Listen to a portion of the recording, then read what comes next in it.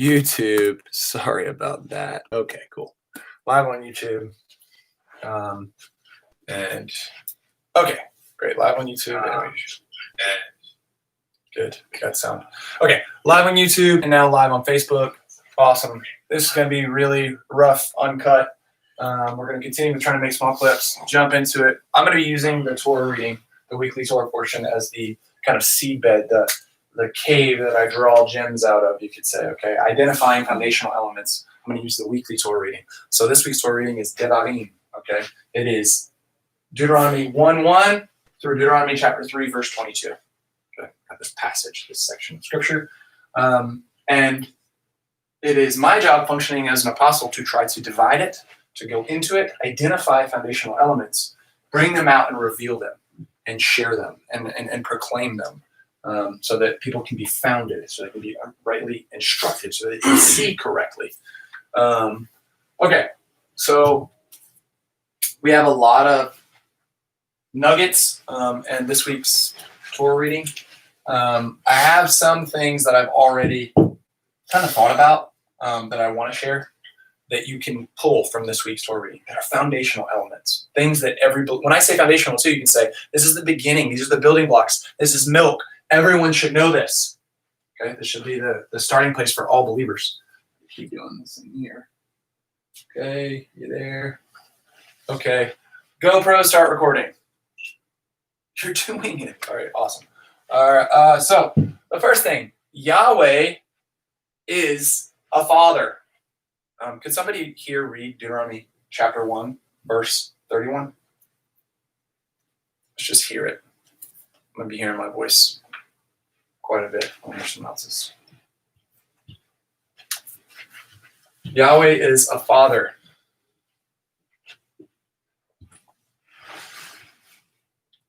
Verse 31. Mm-hmm.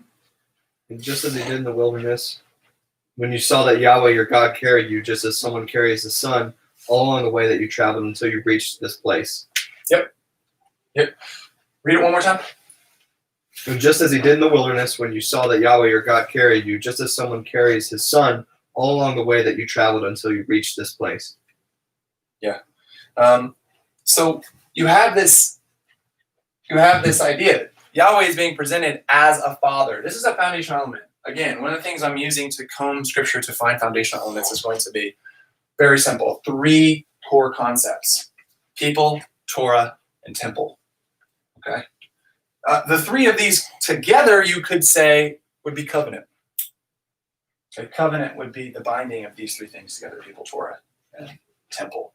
All right? This is a foundational element that has to do with people. Yahweh is a person. Okay? What kind of person? Well, this week's Torah reading says Yahweh is a father. Yahweh is a father. Well, what kind of father? When we think of Yahweh as a father, we don't think of a young buck. We think of an ancient old man with a bunch of grandkids. That's not what's being presented here. What's being presented here is Yahweh as a father taking his son and carrying his son on his shoulders. Why?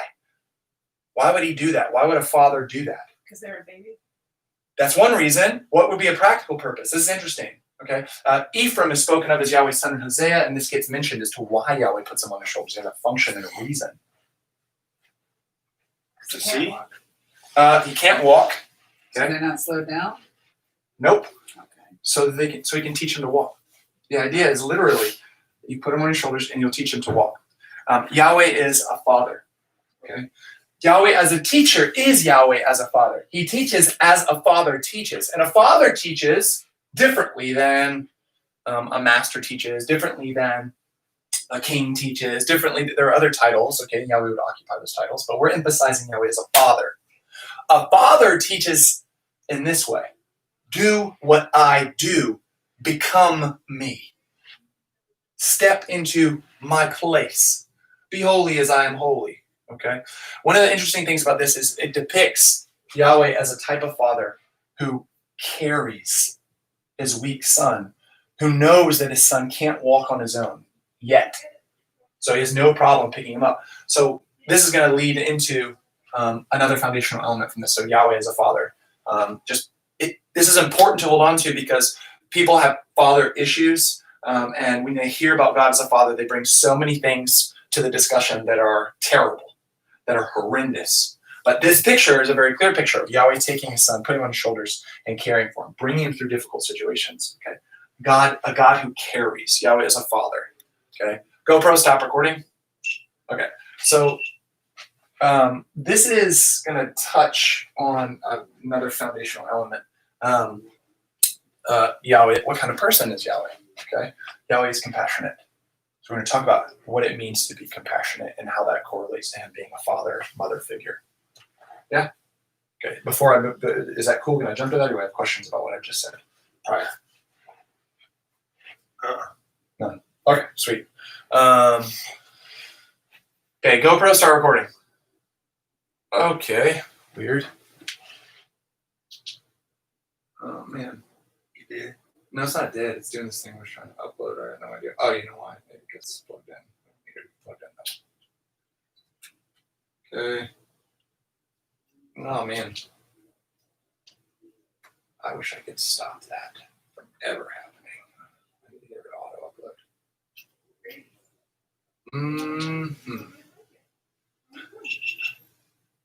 There we go. We're there. Okay. Awesome. GoPro, start recording. Okay. So we're now going to talk about Yahweh as a parent figure in light of the fact that Yahweh is compassionate. So I've already said to you that Yahweh is a father and he carries his child. Why? Why does he do that? Well, the Torah would say, because he's compassionate. Okay? Yahweh carries, you can see this in Isaiah, you can see this in Hosea, and these prophets. And in these prophetic books, they will describe Yahweh as caring for Israel as a son, a firstborn son. Jeremiah will say, is not Ephraim my dearly, and 31 chapters in, it's in chapter 31. So 31 chapters into Jeremiah is horrendous. Jeremiah is a hideous, heartbreaking recollection of the historical state that Israel found itself in. It's terrible. And 31 chapters deep, when it feels like there's no hope, you can rest hope on Yahweh as a God of compassion. Oh, wow. Ashley Kim, is Yahweh and Jehovah the same entity? Yes. They're just different. They're different pronunciations. Actually, no one knows how to pronounce Yahweh. So I shouldn't do that on this video. I'm just messed up on the small clip. I'll figure that out later. But I want to emphasize the fact that Yahweh's compassion creates hope even when there's no hope whatsoever. So 31 chapters in, Judah's already said, you're going to be deported. You're not going to repent. There's no hope for you. He's already told Jeremiah, stop praying for this people. Okay, and the 31 chapters in, he says, my intestines, my guts, are turbulent within me because of compassion. I'm stirred because is not Ephraim my dearly beloved first son? Okay, compassion is correlated to Yahweh as a parent. But not only this, what kind of parent? The first step for parenting is not the father. The first step is a mother, which is why Isaiah 60, 61, 64 will literally describe Yahweh as a mother and describe Israel as a child that's been carried from the beginning. So Hebrew is what's called a radical language. It means it's a language that's derived from roots. You have roots, and we can kind of screw around with a root and make it into a noun. Screw around with that root again, and it becomes a verb. Screw around with the root again, it's an adjective. Actually, there's like more than seven, but 7 basic ways to take a verb and make it mean 7 different things. Okay. And one of the things that's interesting about this word compassion, racham is the verb, to be compassionate, or he was compassionate, or he showed compassion, he exercised compassion. Okay. If I change it into rechem, from racham to rechem, I make it into a noun, what's the new word? Womb. It's the new word.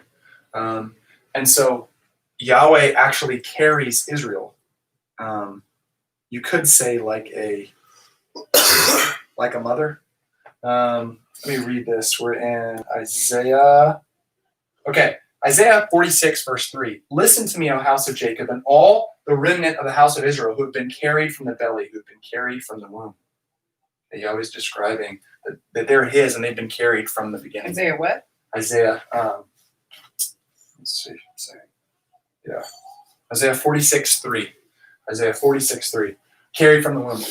And this is similar to the fact that, well, let's take a step back, because this will touch on a little bit of polity, like church polity, church structure.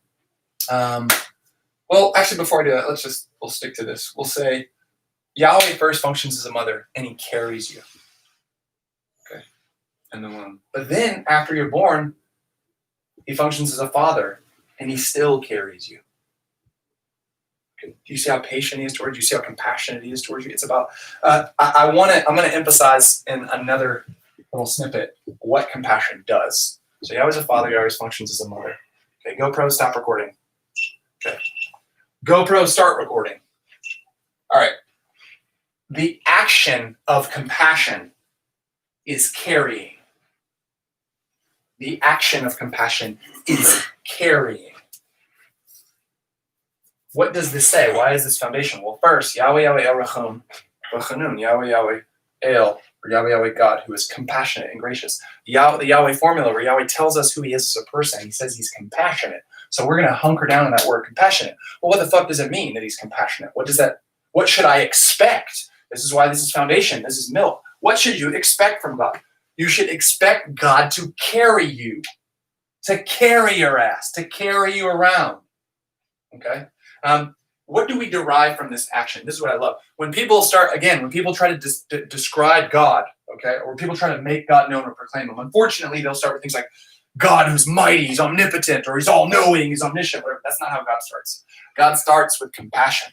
Compassion is first wave for God. And compassion is expressed through carrying. First a mother carrying in the womb, but then a father carrying on the shoulders. It demonstrates this.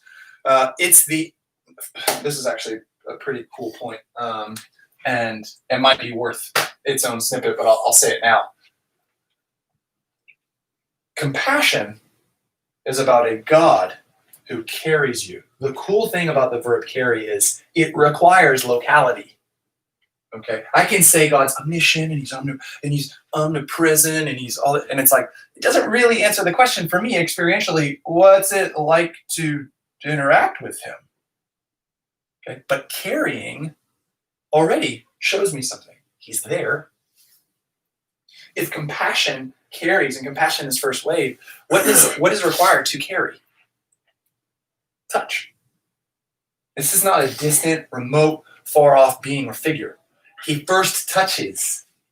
He first shields and carries and lifts up. He bears all the weight. He has pity. He feels what the object of his compassion feels. Okay? Very, very parental, maternal, paternal. Okay? Deep. It's very deep. It's feeling oriented first. He's willing as a person to be turbulent in his bowels and his intestines over his son, Ephraim. This is who God is. You should expect this from God.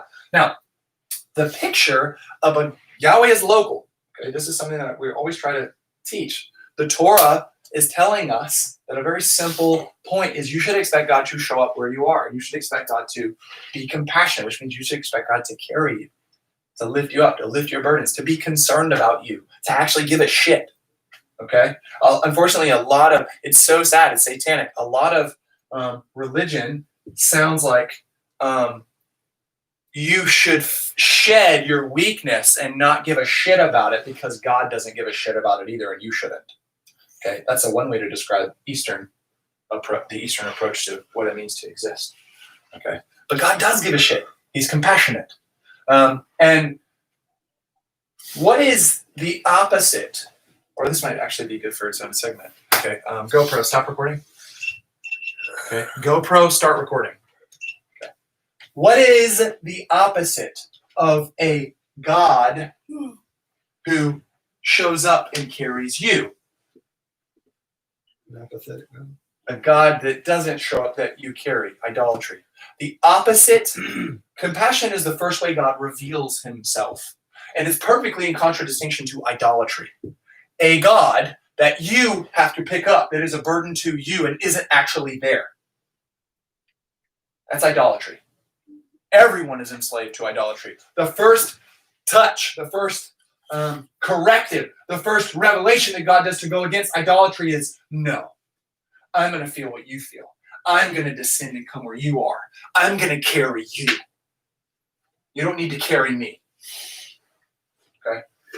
And this is kind of Yeshua gave me an opportunity to be able to evangelize a young man, incredibly intelligent. He's a Satanist. Yesterday I got to spend a good amount of time with him, and he spoke, and I spoke to him about a little bit about the metaphysics of how he thinks the universe is constructed and what he needs to do to elevate his consciousness. Okay. And I used a metaphor from the It movie. All right. In the first movie, the newer It movies. On the first movie, you'll see a scene where it looks like a character, but it's not actually the character. It looks like the main character's little brother in the basement. Okay, and he talks like him. He says things that are totally different, but his appearance and his form is just like it until it comes out of the water and he's actually puppeteering this version of his brother and smashes him in the water. It's a puppet. Okay, it's pretend. This is what Hasatan does with religion. He puppeteers and he speaks, okay? Sometimes he'll look just like Jesus, okay? Or what you think Jesus ought to look like, whatever. Okay, but the things he says are destructive, and it's a game, and people fall for that. You ought not believe that liar who's impersonating or imposing himself as an angel of light, okay? But here's what religion looks like for idolatry. Imagine the staircase is ascent, okay? We are lower beings. They would say that the way that religion works, the way that spirituality works, is idolatry would say, you have to divest yourself and crawl up these steps and clamor and try to ascend beyond what you are. You are not enough. Your current state is not enough to interact with the divine. And it's a game and it's a ploy because each step will require more and more humiliating degradation, more and more using you like an eraser on the end of a pencil. And it's game, it's a joke, because it never ends. And when you get to the top, the thing that was beckoning you was never enthroned in the first place. Okay? And it's this perpetual, like, shed yourself. And by the time as you elevate, you're degraded and humiliated.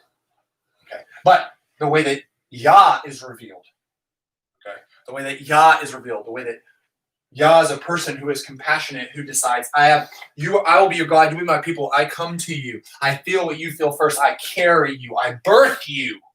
I raise you up. I feed you. Okay? I touch you. The way Yah is revealed by it is him descending. Revelation happens through Yahweh descending and meeting us where we are. Dangerously sometimes, if you deceive yourself and fool yourself and say that you're actually a few steps above, he will pass you and accept your judgment and say, fine, I'll pass over you and ignore you because I'm going down. Right? I'm going to interact with those that are lower, that are weaker, because I'm compassionate. This is a picture of idolatry. So like in 1 Thessalonians where it says, you turn from idols to serve the living God. Okay? Malachi says that God will have compassion on Israel as a father has compassion on a son that serves him. Okay? So turning from idols to serve the living God means turning from things that just take and take and take and never give, and turning to someone who carries you. Turning from something that just burdens you and stacks up burdens while you drown in it. Turning from that to someone who lifts burdens off and carries them. This is one way to know that you're actually interacting with Yahweh and not a fake version. Many people have fake versions of God. They're not really interacting with Yahweh. In fact, this kind of thing works its way out in all kinds of religious expressions. And it doesn't, and all of them depend on God not showing up. When God shows up, he is first and foremost compassionate.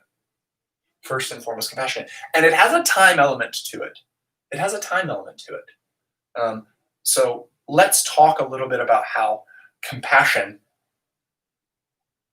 mandates God being patient and gentle. Okay.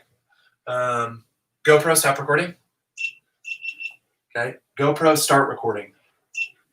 All right. Yahweh being compassionate and functioning by first saying, no, I deprioritize my feelings and my emotional experience immediately, and I touch you, and I prioritize your emotional experience, and I carry you, and I lift you. Okay. I birth you. I take you inside. I birth you. That takes time. These pictures are powerful. The idea that womb, rechem is racham, like no mother is rushing the development of their baby. God is happy with weak disciples. The flesh is opposed to this. God is happy with weak disciples. He's happy to see them form. Okay? And lest you think that this just applies to God, God's kingdom should reveal, okay, the substance of that reality. So God appoints God's son Yeshua, who is the ultimate expression of this, appoints some to be apostles. And apostles must. So to the degree that I'm an apostle, I'm disobedient in this area so many ways, infinitely. But apostles must, according to 1 Thessalonians, be like nursing mothers, gently caring for you. And then a few verses later, like a father who raised you up and exhorted you and encouraged you and then gave you directives, okay? The opposite of this was Moshe bitching. Yeshua took Moshe's spot. Because in Numbers 11, Moshe bitches, okay? And he says, he goes, did I give birth to all these people that I should now be a nursing mother in the wilderness to feed them? Didn't you? Okay, that's his accusation. But Yeshua is happy, perfectly happy to fill that role. And Yeshua shares that role. Okay, and this is supposed to be the job of apostles. It's even, as weird as it is, this also has explanatory power for what you find in the New Testament. What is Paul talking about in Galatians when he talks to this community of assemblies in this area of Galatia, and they're confused and they're being confused about the nature of the gospel. And Paul says, who has bewitched you? Right? And he's being really direct. And he says, I'm so perplexed about you who I am again in labor pains for, until Christ be fully formed for you. Who's the pregnant mother? Paul is. And Timothy and Silas never operated with it. It's very strange metaphor. But this is a picture of what it looks like for kingdom to come. When the king shows up, the first thing, when the true king, when Yah shows up, okay, the first thing he does is exercise compassion. This confused the fuck out of John the Baptist. I'm more like John the Baptist. John the Baptist ate up Isaiah 40. I'm not saying that like I'm good, because I think he's more righteous than I am, but I have a proclivity to grab on the things he did. That's what I mean.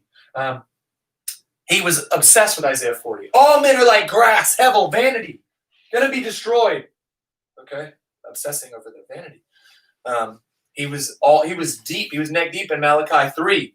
When the one comes, when he finally shows up, he's gonna burn away everything like dross, and he's gonna destroy the sources of stumbling and sin and wickedness, all this kind of stuff. Okay, and then Yeshua is healing people and feeding them, and just coming to their houses and spending time with them. And John's in prison. He's like, what the fuck is going on? He sends messengers, his disciples. He's like, are you the one that we expected, or are we supposed to seek another? What does Yeshua say? He takes him back to Isaiah 60 or 61, 60 or 61. But he says, in front of John's disciples, he begins to heal the blind. He heals the lame, the paralyzed. He heals the deaf. He heals the mute. And he says, go to Isaiah. This word is being fulfilled in your presence, before your eyes. What is healing an extension of? Healing is an extension of compassion. Healing is an extension of compassion. Caring for people. Yeshua's first step in revealing God is to care for the brokenness of people, to be compassionate. It is step one. It's how it begins. Okay. There's a timeliness. God is perfectly happy to say, these are the days of me just raising up disciples, loving on them, and being compassionate. It's actually possibly an explanation for why Yeshua does a weird thing in the synagogue. In Luke 4, Yeshua reads from Isaiah 61, and he says, he stops the verse in the middle. Okay? The first part of the verse is this. He reads I'll actually go to Luke 4. I'll read what he reads from Isaiah. So if you go to Luke, if you were to go to Luke 4, this is according to Yeshua's custom. This is after he's received the Holy Spirit. He enters into a synagogue. And this is what's interesting. You know, some of these people might say that when the Holy Spirit overcomes you, that you'll never be found in a meeting place or an established place or what. You have to be in some mystical, out there on the streets, whatever. Well, after this mystical experience, the Holy Spirit leads him to a synagogue. And he goes there according to his custom. And he stands up and reads. And he reads, "And the Spirit of the Lord is upon me, because of which he has anointed me to proclaim good news to the poor. He has sent me to proclaim release to the captives and recovery of sight to the blind, to send out freedom to those who are oppressed, to proclaim the favorable year of the Lord." And then he stops short. The rest of that verse is to usher in the vengeance of Yahweh. Okay? So you could almost argue that we are awaiting the days of Yahweh's vengeance. We are awaiting when Yahweh comes to collect. But collection is like a maturation process. It's a process of maturity. So God's perfectly happy to exercise compassion and to see disciples take a long time and raise them up. Okay, GoPro, stop recording. You actually missed some stuff that I really want you to hear. Really? At some point. Yeah. I can rewatch the. I don't want to forget, just because it was specifically about apostles. I think it would equip you and encourage you. It was really good. There's a lot more that we could continue pulling from this week's Torah reading. And I pulled this from a passage, which is it's essentially 129, chapter 1, verse 21 through chapter 1, verse 33. It describes the local Yahweh and what he does and how he acts and what you should expect. And we can talk about that portion if we want. Are there any questions about this? Because I've spoken about apostles. I've spoken about how apostles are supposed to usher in the kingdom of God this way. I've spoken about even how I have sinned in this way and, like John the Baptist, get confused with Yeshua's order of events. But compassion is supposed to be first. There's a reason that it's first in Yahweh's attributes. Yeah. Where in the Bible does John the Baptist ask, "Are you the one you're waiting for?" Multiple places. I suspect in Matthew, if I'm not mistaken, Matthew 11 is one of them. I think Matthew 11. John too. Yeah. So let's see. There is a refrain about fatherhood I could talk about, because I did talk about God as a father, so I could give a foundational element about fatherhood. GoPro, start recording. Okay, so Clay, you are memorizing Hebrews. Hit me with Hebrews 1:1. Although God spoke to us long ago in many parts and many ways to the fathers by the prophets, in these last days he has spoken to us by his Son. All right, you did 1:1 and 1:2, which is great. Part of 1:2, but that's what I needed. No, it's a long one. It's in Greek. There's no punctuation. Verses 1 through 4 is one sentence. It's insane. But To the fathers. By the prophets. But then he's spoken to us by a son, right? So in those two passages, who's the father? The Israelite father or Yahweh? Okay, here's what's interesting. All right, here's my point. Israel. In chapter 1 of this week's Torah reading, Devarim, okay, God will be referred to as Father, which we talked about in verse 31. But 4 times in this chapter, it gets repeated. God has a different title. The God of your fathers. The God of your fathers. This is a foundational element. Shared ancestry, or another way to say this, sharing a son is bedrock. This is foundational. This is a foundational idea in the Torah. Sharing a son. Very weird. It starts in Bereshit. It starts in Genesis. Adam is actually a son. He's made in the image and in the likeness of God. Okay? But then Adam has Seth, who's made in his image and likeness, but which also says belongs to God. Right? This gets more explicit and overt. Through God, I was able to create a man-child. That's what Eve says about Cain. Okay? Even further, Abraham, his body is as good as dead. He can't produce children. So God says about this time next year, Sarah will have a child. And what does it say in the Torah? Did it just happen? No. The Torah says something very weird. God visited Sarah. Abraham laid with her and knew her, and she conceived. God visited Sarah at this time. In some weird way, Yitzchak, Isaac, is not just Abraham's child. In some weird way, it's Yahweh's son too, which is partly why it's perfectly fair for him to say to Abraham, take your son up a mountain and sacrifice him to me. Okay. And because he is literally a miraculous child. There's no way that he should be able to exist. Whose property is he? This idea of God of your fathers, Abraham, Isaac, Jacob, Abraham, Yitzchak, Yaakov, God of your fathers, shared fatherhood. God is our father, but then Abraham, Isaac, and Jacob are our fathers. And I'm a Gentile. I'm happy to be a Gentile dog. No problem. I'm happy to be included in the covenant. I'm so thankful for Isaiah where it says, it's too small a thing for you to bring back the captives of Israel and Judah. I'll make your life to the Gentiles as well. I'm happy for that. However, through the new covenant, Abraham, Isaac, and Jacob are my fathers. Paul says this to the Corinthians in 10. Okay? Our fathers passed through the Red Sea. Right? So there's this idea of shared ancestry, shared descent, shared fatherhood. We share in fathers. And the share in fathers is a foundational element. The idea that the whole game, the whole name of the game was, remember, people, Torah, temple, people.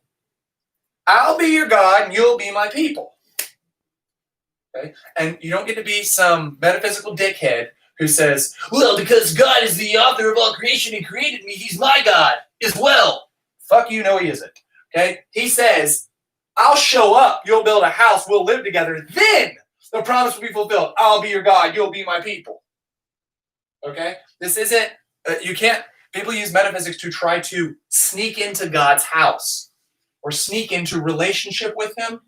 Okay? It's something akin to something like rape or something like just a voyeur who burgles his way into a space. Okay? You can't do that. God can actually not be around you. You can try to entertain yourself with pantheism or make God's omnipresence mean something weird that he's always with you. He clearly says there are times he ignores people's prayers. He's far away from the crowd. He's not in a place. Gentiles, which is a pretty big damn group of people, are without God in the world. Right? So the promise is, I'll be your God, you'll be my people. And this is something that's based in fatherhood. It's based in shared fatherhood, which finds its ultimate expression. Isaac is this kind of precursor. Okay? Joseph is a precursor for coming out of Rebekah. Right? This who was barren and God opened her womb. This constant thing keeps coming out over and over again. Moshe's mother abandons him. In some way, Yahweh watches over him. This idea of peculiar sonship. Okay? It's foundational with the gospel. GoPro, stop recording. GoPro, stop recording. Thank you. All right. Yep. Yeah. Do you think that? Well, I'm wondering. Like, I will be your God. You'll be my people. Mm-hmm. God can't be with some people, like you could be without God. I've always wondered like, what if this just underestimating God's humility? You know what I mean? I don't know if that's like, if it is an argument against it or if it's just not valid in this case. I just don't know if like. Say it again. Like, is saying that some people can be without God or like God can choose to not be with some people, is that like underestimating his humility? No, it's literally just, he's humble enough to keep his fucking word. So he says, some people, I'm just not going to be around. And one example is actually, you could actually directly tie it as because of his humility. He says he's far from the proud. Right. So the real, and that's really why the Gentiles are without God in the world. The leprosy of covetousness has infected them. They are, look at what Romans says. Haters of God, haters of themselves, haters of their mothers and fathers, murderers, thieves, covetous, endlessly, like the desires of the flesh rule them. Okay? God's not welcome. What would happen if God showed up? Take up a gospel. They'll kill him. And they did.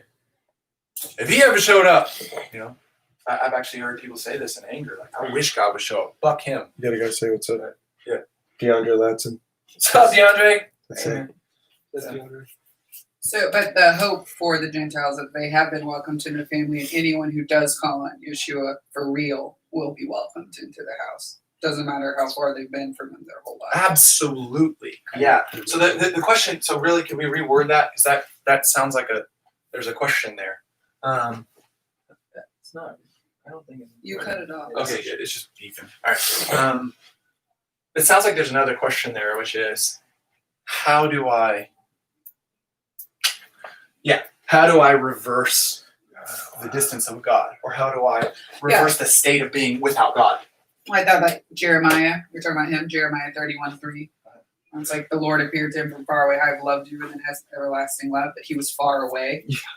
Yeah. And so it's like him trying to Calling you back. Yeah. Which is the exile, which is the good news, the gospel. Yeah. Like, reverse the exile. Come back. The question is, how do I overcome that? So how do you there is Okay. it's not just a definite. There are some people he will never there. You can guarantee every person in their life at one point Yeshua has tried to reveal himself more than once to him because he's faithful and he loves them from afar, but he's not close to some people. Like I had a girl yesterday I was talking to say, well, if Jesus is humble enough, then he'll speak to me through my tarot cards. And I was like, okay, no, he won't. Like he just He could. but it's like the he's not going demand- to use your idol. Yeah, and he could say through the Or cards, no. here's death. I mean, he could speak through your cards in Yeah. all kinds Well, of I ways. guess, Yeah. but the idea is how do you reverse that when you are far? You have the ear for it. Okay. Yeah, how do I? Okay, so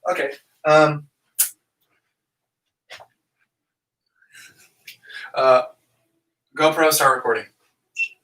So the question is, how do I reverse the state of being separated from God? How do I reverse my separation from God? How do I close the distance?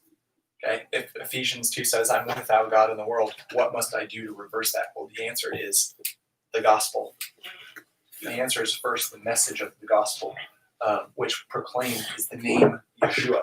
You actually do sick the spirit of Yeshua on people when you proclaim the message. The Spirit's peculiarly at work. And so, unfortunately for people, one of the first things he does is he touches wound. He touches wound. He's like, hey, this thing is really fucked up. It's really dark. And they respond one of two ways because the light polarizes people. They either weep and go to the light or they run because they hate the light for fear of it exposing the evil of their deeds. You know, how dark the hole is. Okay. And the gospel is really rooted in compassion because it is literally. So God became a man. Okay, Adam or Ish, he became a man. What kind of man is he? A man of tranquility, a man of untouchableness, a man of superlative, no, Ish machavot, a man of suffering. So God showed himself, a man of suffering. So the proclamation of the gospel is, first, you are spiritually, you are sicking. I wish I had a better verb. Thessalonians will say whenever you proclaim the word that the Spirit is moving powerfully with you. Acts will say when Yeshua's name is proclaimed, he's at work. Paul will have such a confidence in this that he'll say, I don't care if people are preaching the gospel for false reasons, with false motives. The name of Messiah is being proclaimed. And part of the reason he says that is because the Spirit of Messiah goes, and interacts with people. But how does it get closed? Well, first, you have to, you have to accept. It's a good question because most people think maybe like Naaman the Syrian thought, what great thing do I have to do to close the distance? How long do I have to meditate? How much Hebrew do I need to memorize? How many times do I need to go to church? All this kind of stuff. Okay. And you first have to receive. That's why compassion is first wave. You have to receive first. Okay, and like Naaman the Syrian did, a lot of people would get pissed off. Okay, but if we come to our senses, we could speak like Naaman's servant. It says, if Elisha had asked you to do some great, incredible, awesome thing, wouldn't you have gone and performed the deed to be healed of leprosy? Now when he says, go dunk yourself 7 times in the water, will you not do this? Right? In a similar way, we have to receive compassion. We have to receive compassion. And the first way we do that is we go openly, honestly, and we go who we really are. Who we are alone in the dark is who we really are. We bring that person with all of his wounds, with all of our wounds, all of our brokenness to Yeshua. And we say, man of suffering, heal my suffering. Man of suffering, touch my suffering. Touch my evil. Compassion is not opposed to truth. It's not opposed to the reality of evil. But compassion reveals something about God. God insists first on dealing with the pain that evil causes before he even deals with stopping the action that creates the pain. This is a very, very powerful picture of God. It's very, very important to know that and to hold on to that. Let's see, what do we have here? We have I want to, on my journey at a point, I finally knew God was there and I knew I couldn't find him. My surety of his existence did not manifest him. I asked any non-atheist I could find. Months went on, and as Andrew Jourdain says, don't know where that goes, but I'm glad you're on a journey to try to find God. The way to find him is to be honest about your suffering and cry out to the man of sorrows, the man of suffering, Yeshua, touch my suffering. This seems like really simple. So it's like, why doesn't everybody have this experience? Because we're liars. We're liars about our suffering. What we refuse to do, and this fucking sucks. I suck. I hate that I do this as well as a human, but I hate to watch brothers do this, brothers or sisters, or other human beings do this. What they don't realize is when they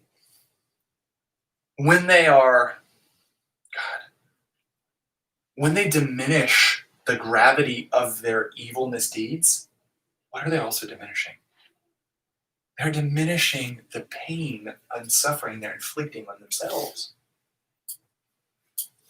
And so it's like Messiah comes and is like, anybody who's broken, anybody who's desperate, anybody who's in need, anybody who's dirty, anybody who's a sinner, okay, call on me.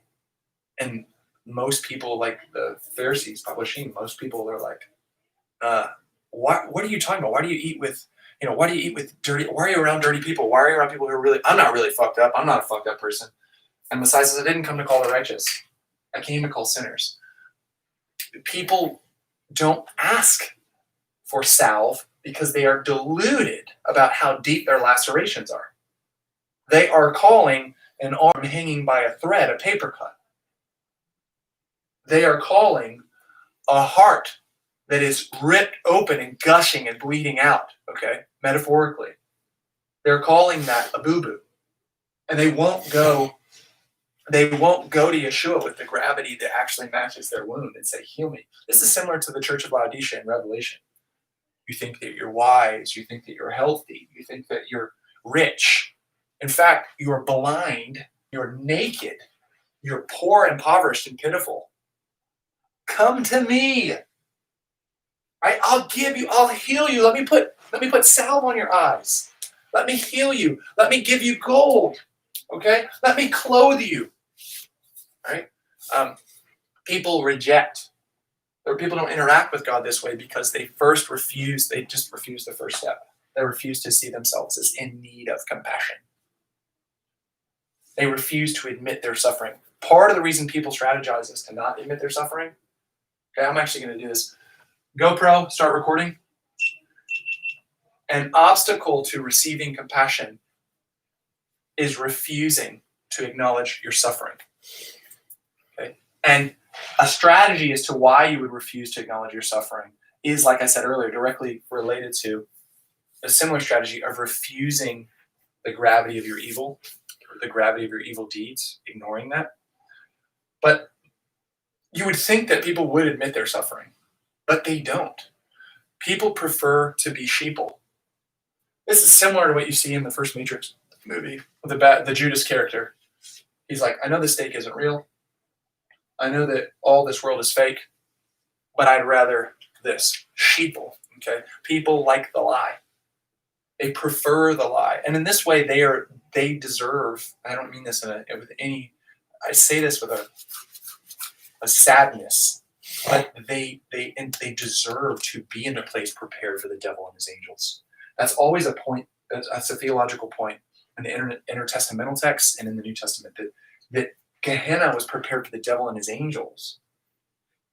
But humans who ally themselves with him, who prefer the lie that he's constructed in the scheme, they ought to be in that place. They put themselves there. And so why would people prefer the lie? Why would they not want to? Why would sheeple not want to admit the depth of their suffering? It's part of it, I think, is kind of simple. They don't want to fall apart. They don't want to actually see how bad things really are. It's terrifying. They don't want to see how deep the hole is that they're in. Because if they do, they also have the enemy lying to them and the age constructed in such a way that tells them there is no way out. There is no way out. Your only hope is to keep pretending and keep faking and just deny and push away.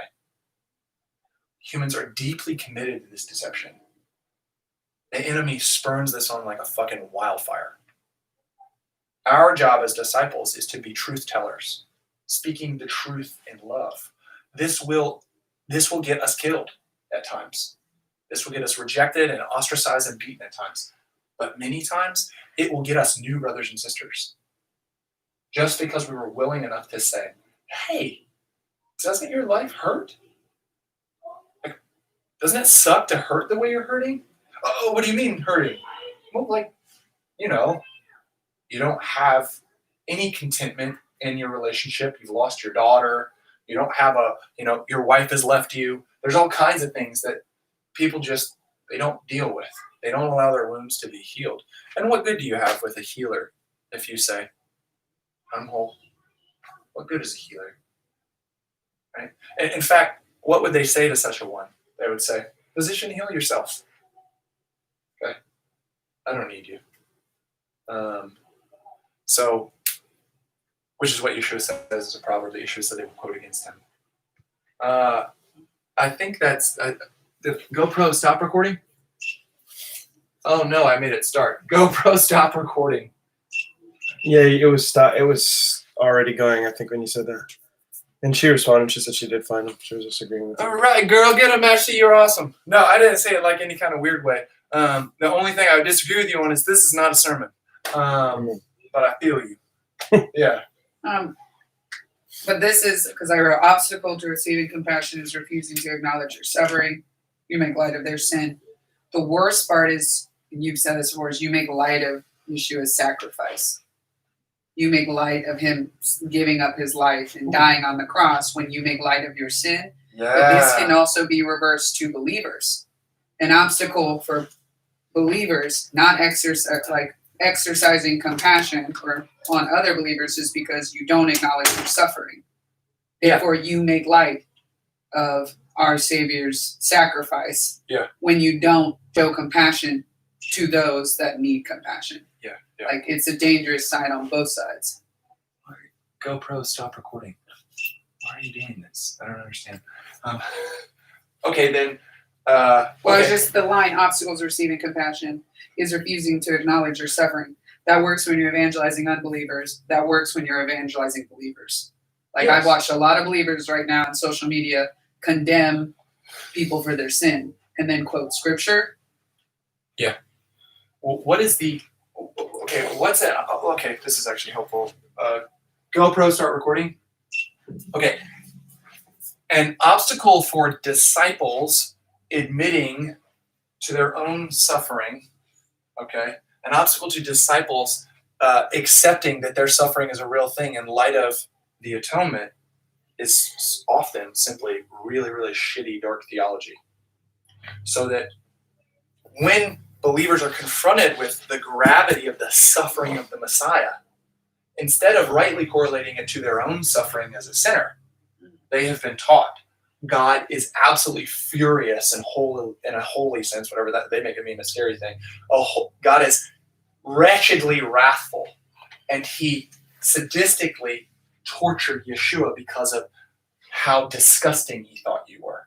He put all the disgusting on Jesus. Okay. People hold that idea. It's penal substitutionary atonement. Yeah. And instead, ish machavot, a man of suffering, is correlated in the prophets to the suffering that a leper understands and knows and feels that they undergo. The absurdity of the sinner is they are leprous and they don't know it. Yeah. They've lost sight in one eye, a finger's fallen off, and they're like, no, I'm fine. Yeah. Okay. This might be similar to a trope in a movie where maybe someone who gets up to fight. And this is like maybe, what is this? Monty Python? He's like, keep fighting me. Yeah. It's It's like, I'm fine. It's funny there, but it's tragic with us. So the suffering of the Messiah is directly correlated to how dark our own suffering is aiming at. Okay, because it's not simply death. It's not a fucking sorcery ritual. Okay, if it was, just we should have just. He could have just like gone in a chair and emptied out his blood into a bucket or something. All right, he suffered for us. He suffered at our hands. He revealed how dreadful our suffering was by letting us inflict our own suffering on him and treating him. We literally violated and destroyed the neighbor law. And we also destroyed the Shema, the highest law, because we didn't know we were killing God. We didn't know we were killing Yahweh. But it's the opposite of loving your neighbor as yourself. We put on him all this suffering. It's not God putting that on Yeshua. Let me see here. GoPro, stop recording. Do you see what I was saying now? The way that if I acknowledge Yeshua's suffering and I repent and I decide to follow him, but I refuse to acknowledge my brother's suffering and I don't exercise compassion first and just act like his sin is weightier than mine, there is still, I make light of his suffering. To think that it could wash me, but then judge my brother. Not show compassion. Yeah. There's danger in There's that different line ways to for talk both. about what you're talking about. One way is to say what Yeshua said kind of in a tricky way. The one who loves much, the one who's forgiven much, loves much. The one who's forgiven little, loves little. Oh, okay, yeah. Because it's being tricky because 1 John 2, right? he's saying, You can't let the man he in never front of you says acting that, he as a never fool. names anybody. He's not like, yeah, see, Thaddeus, that's someone who doesn't need to be forgiven much. He never says, he doesn't, people just supply themselves. This is the problem. It's a Chinese finger trap. People are just like, wink. Yeah. People do this all the time when Yeshua speaks. They can't resist. Okay? And you've got to decide, how are you going to deal with this? If you go at it arrogantly, you're going to be handed a Rubik's Cube with a timer. You're going to be fucked. Okay? If you go at it humbly, you'll say, I can't do this. Yeah. Okay? He's like, okay, I'll teach you. So are there any other questions? I mean, I barely touched on there's a lot of things in the Torah reading that you can touch on, but I like this. I like that the Torah reading was the repository that we drew these things out of. Okay, that God is a father. That compassion is first wave for Yahweh.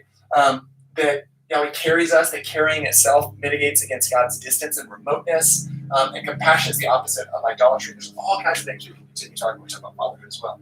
I have two, questions. No! One is like the dummy, the 80s dummy. Just kind of showing like someone throws against the sign. Oh my god! I seriously have to pee now. No. So, just the term suffering. I'll never share. I know it's a pretty stupid. It's probably a dumb question. I don't know, but I want to know suffering more. And could it be seen as enduring pain from the evil of the world? Is that suffering? Enduring the pain of evil, enduring the pain of harm, which is kind of, it feels redundant. There is, okay. GoPro, start recording. There is suffering in the world because there is evil. This is a little bit, ironically, by giving ourselves a little bit more flexibility, lexically, we can do what the ancients did. Their word for evil is the same word for harm. So you have weird verses in Jeremiah and Isaiah. Isaiah, Yahweh say, I create good. I create evil. Which is for philosophers is horrendous. There's no way he's not a good person then in a moral sense, right?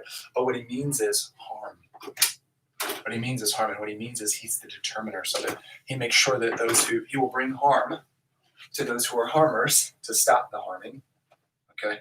And he will bring good and blessing to those who do good.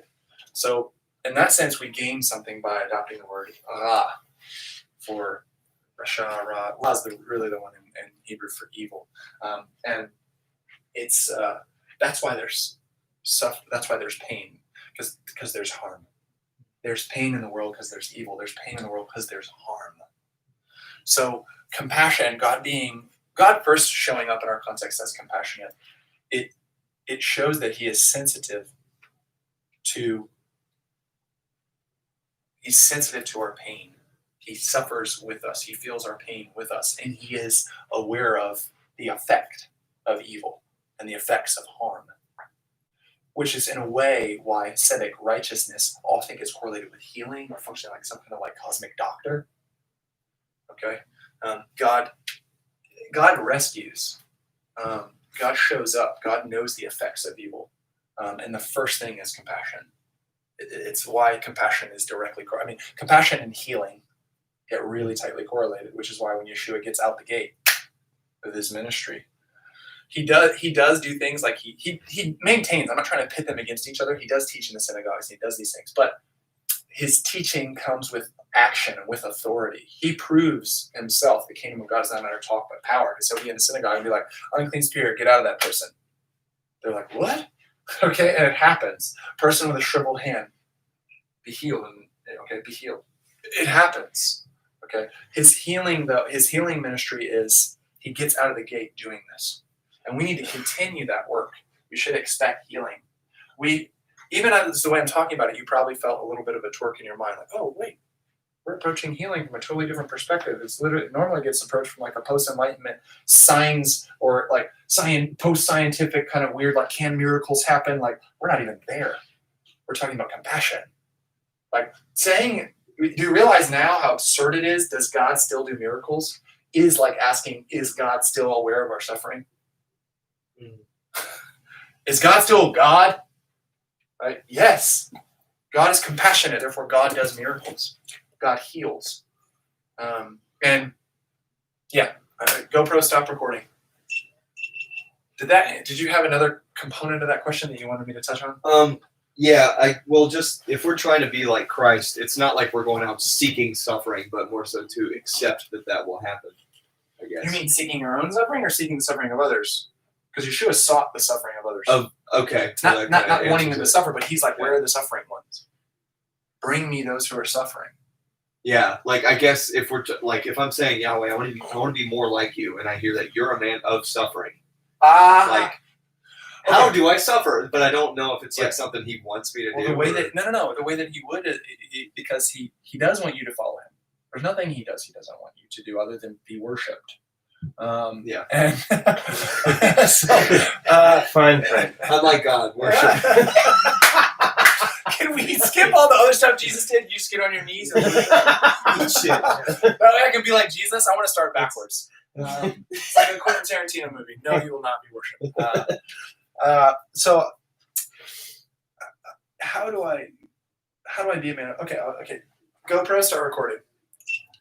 The question is, how am I to emulate Yeshua in light of Isaiah 53, Ish Machavot, a man of suffering, a man of sorrows? Am I to just seek out being sorrowful or seek out suffering? No. Okay.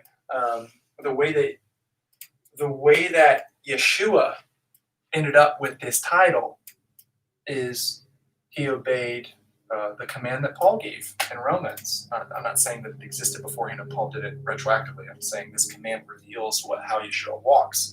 So Paul, the apostle of Yeshua, commands us in Romans 12, we should be a living sacrifice. Well, what does that look like? One of the things it looks like is do not be proud, but associate with the lowly. Compassion is to suffer with the suffering.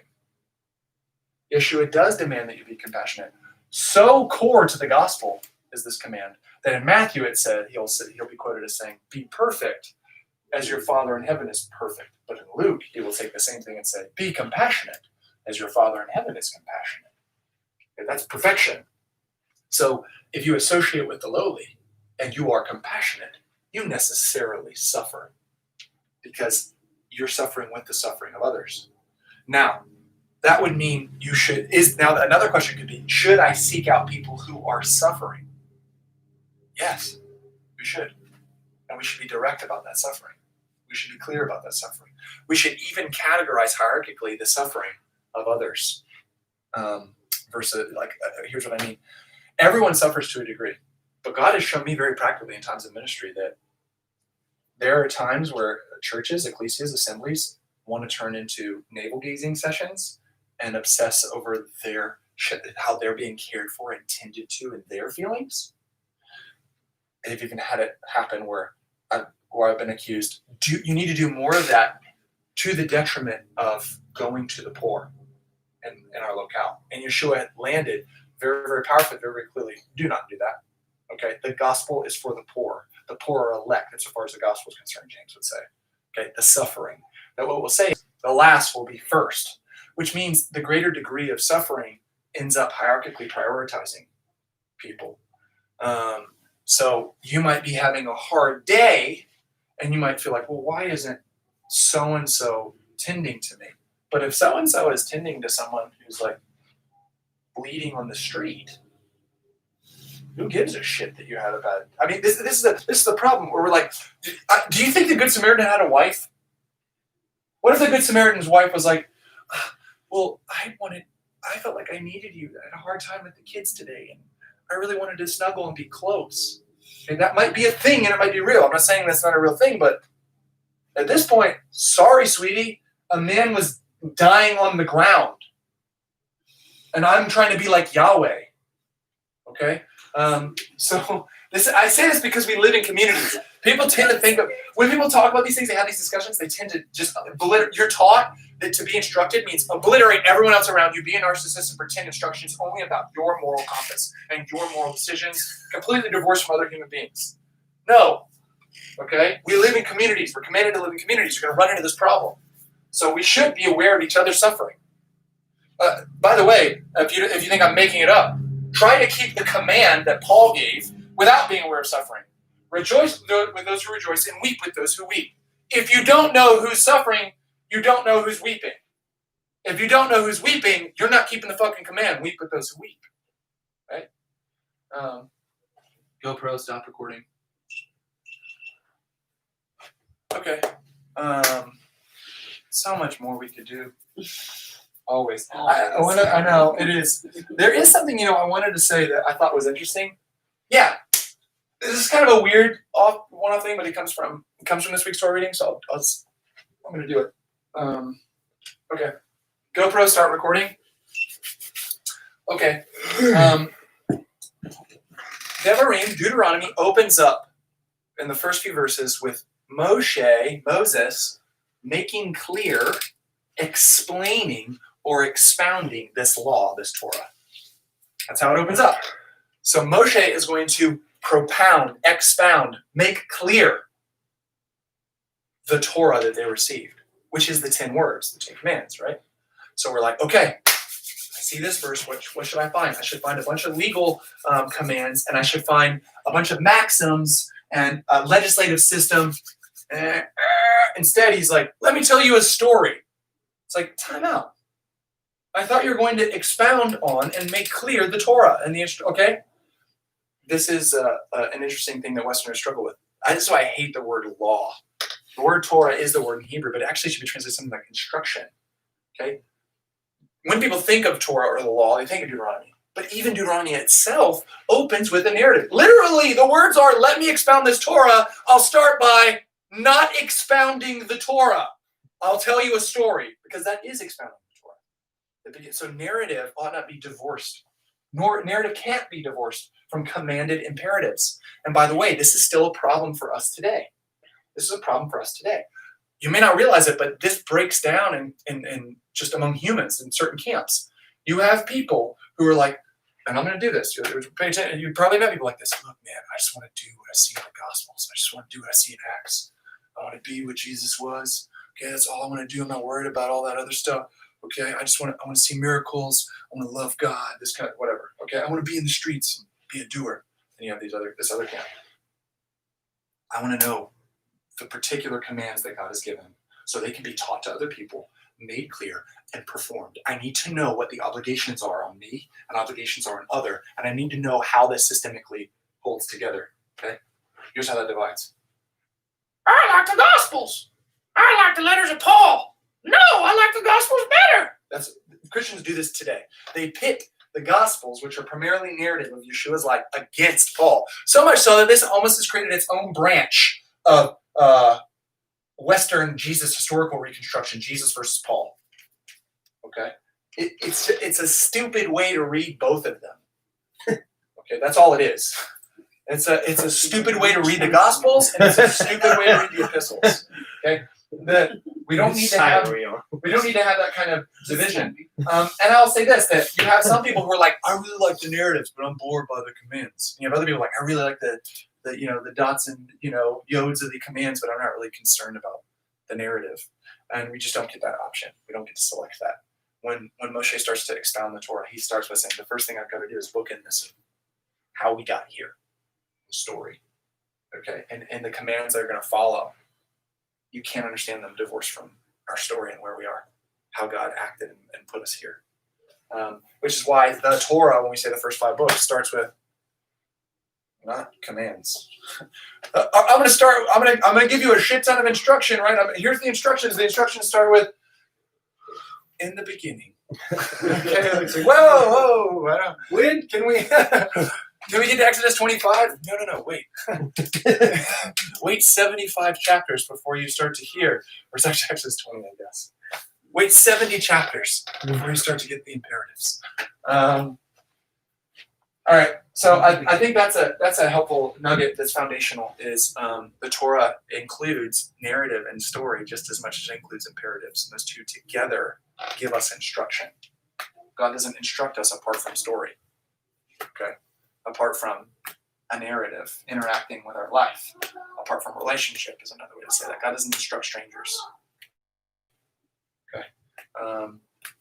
GoPro, stop recording. Okay. Are we done? Everybody good? We want to leave? So, like, if someone doesn't want to hear the story, does that mean they lack compassion? If someone doesn't want to do that, no, that's not correlated. This isn't the compassion thing. I left the issue of compassion and said, okay, this is just in the Torah reading. There's all kinds of reasons as to why they want to do it. I do think sometimes you can find that people are just really motivated spiritually towards compassion, and therefore that motivation. Like, humans are we're like chimps. We do the things we like, and we don't really do the things we don't like.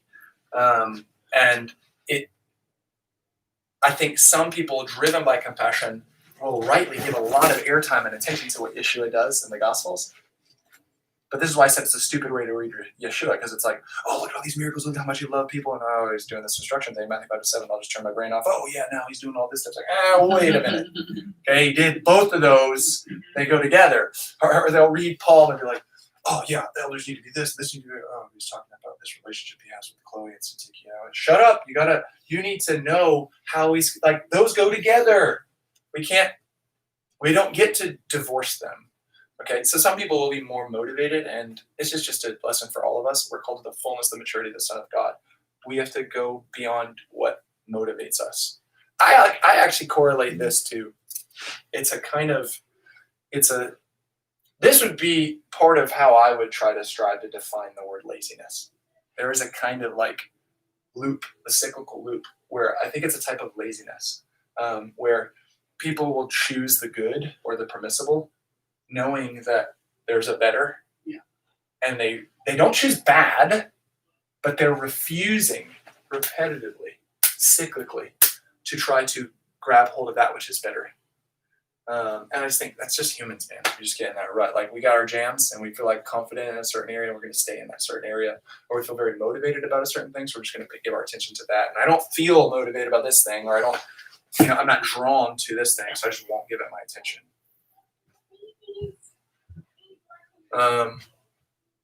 Any questions? What's like a remedy for that? Just be disciplined or something? Anytime you find a spiritual fruit, not my problem. It's Jesus's. That's how I think about spiritual fruit. It's your job. It's not my job. Mhm. Okay. If it were my job, it wouldn't be called fruit. Self-control, self-discipline. These are fruits. Okay. These are fruits of the Spirit. You joining? I guess. All right. It's over. So what you're saying is, if I'm lazy, then you can't help me. No, I'm saying if you're lazy, only Yeshua can help you, and he's willing to. And one of the ways I could help you is by, hey, sister, here's what it looks like to surrender to the Spirit inside me and be wooed unto self-control. And because it's funny, the spiritual fruits actually aren't just random. They're not total randos that are just thrown onto the tree. They do have a relationship with each other. And the chief spiritual fruit is love, and it binds the other ones together in perfect unity, Colossians says. Okay? And we need to be empowered by the Holy Spirit. I will say this. You do not have because you do not ask.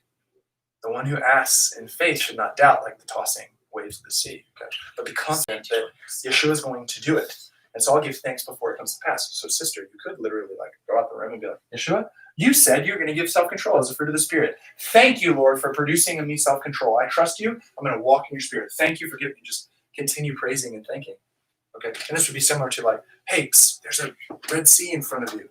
And you're just like praising him, starting to walk up. Like the Red Sea of laziness. Okay? Like, thank you, Yeshua, that you're going to part the Red Sea. Thank you for, okay? And you're like, hey, nothing's happening yet. Right? You're up to your ankles, you're up to your knees, right? Faith. Keep deeming God faithful. Refuse to listen to your flesh. Okay? And God will send that Spirit. Because literally, the word for Spirit is wind. He sent that east wind, that ancient wind to part the Red Sea for you. He'll do that for you too. Okay? Whatever obstacle He does this for us perpetually. So it literally is a matter of saying, what is my inheritance as a daughter of God? Your inheritance are fruits of the Spirit. One of the fruits of the Spirit is self-control. If you see a lack, ask God who gives generously. And then expect that it's like He heard you. You do not have because you do not ask. When you ask because of selfish motives, whatever. I don't see a selfish motive for you getting self-control. So right now for me, selfishness looks like not self-discipline, not self-control, right? So yeah, I'd say I would say that'd be a good kind of course for you to walk out. Make sense? Mm-hmm. Cool. No. Okay. Can you explain what you just said? Like, No, thanks. You're wrong. Sorry. All right. Anything else? Nothing? Cool. Anybody want to ask anything before my wife has to get in the closet? It's a good sermon, dude. All right. It's a really good sermon. Are you a pastor? Oh, man. All right, we're closing this down. Yeshua bless you. All right. Yes, close it down. And that one.